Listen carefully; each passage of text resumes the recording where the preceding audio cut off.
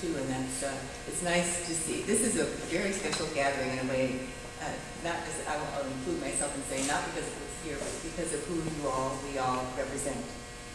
These various groups and constituencies and programs that are often sometimes tucked away in offices. And this is where you can smell the food here when you come.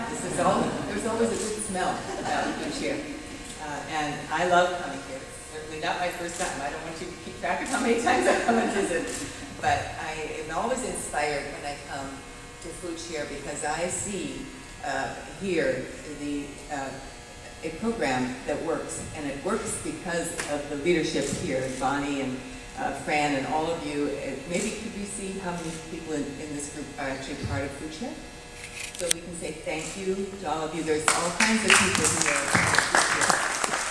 But today, Hunger Action Month is about recognizing that it's not just who comes here every day for their work, but it's all of the programs and different levels of our government participation as well that add that, so that this is a collective, it's a collaboration.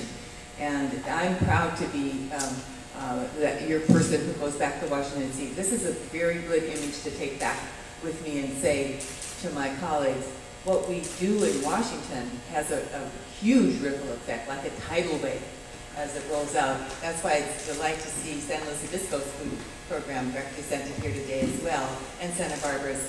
And when you kind of think for a moment, every entity in the country, every county has something like this that they are also using and double using during this difficult time.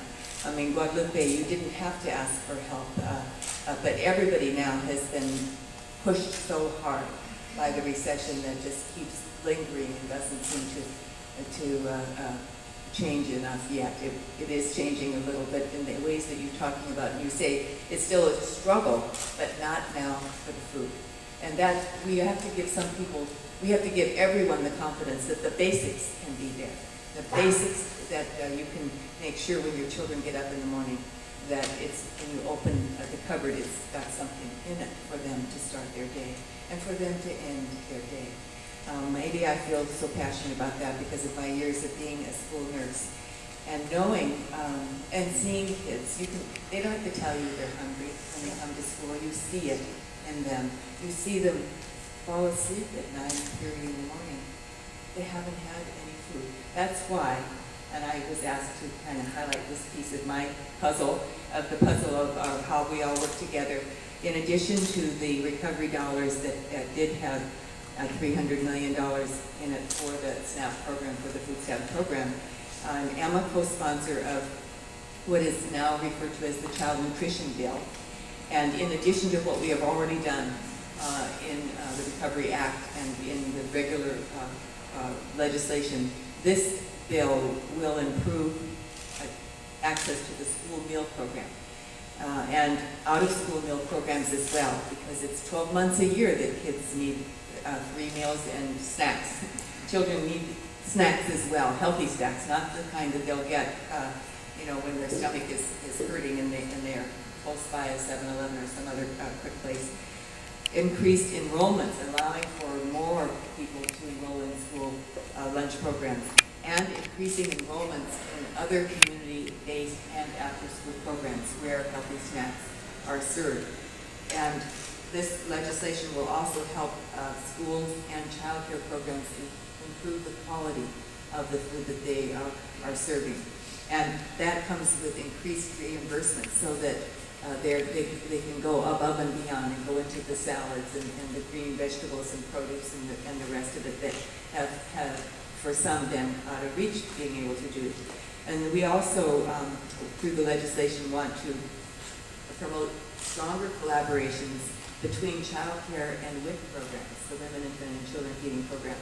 We want to blend these programs in many ways because the same population, the same young families are taking advantage of both, and they can augment each other rather than competing in a sense in some ways for dollars. Also, 2 more parts of the bill. It improves food safety requirements for school meal programs. That's such a vital part of this. And the safety requirements need to be extended to all areas where school food is prepared, stored, and served, especially as some schools are becoming more creative now with the use of produce that comes in from local markets and the fields even, and is grown in school gardens. So there have to be strong standards, stringent standards. And as the schools are getting away from defrosting frozen food and using more, really cooking again, then they need to have the instruction in doing that. And this has been something I saw in one of our other communities, Santa Maria. I think it was a boot camp, a summer boot camp for food servers. And it used to be the food servers in the schools actually prepared the meals like they did at home, and they were good cooks. And for the past several years, all they've known how to do, all they've had to do is defrost and heat. And isn't that a sad thing? Well, it's good to get back to having a boot camp for our kitchen workers and thinking about the value of food and nutrition in a school as a teaching mechanism, mode for curriculum instruction, as children can learn about food, watch it being prepared, being a part of it's a part of their day. It's a part of their day, and we want that to be there.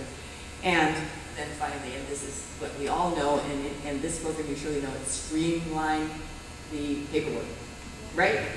Federal programs have a reputation, don't they? So this bill seeks to address that. I wanted to mention it because it's in the works, and I know that you, and probably I can speak for your counterparts across the country, will be, if we can pass the bill, it'll be because of folks like you who see this value every single day. You see it, we know the numbers, but when you meet Guadalupe and you can see your enthusiasm and your excitement, and believe me, she's telling her friends, right?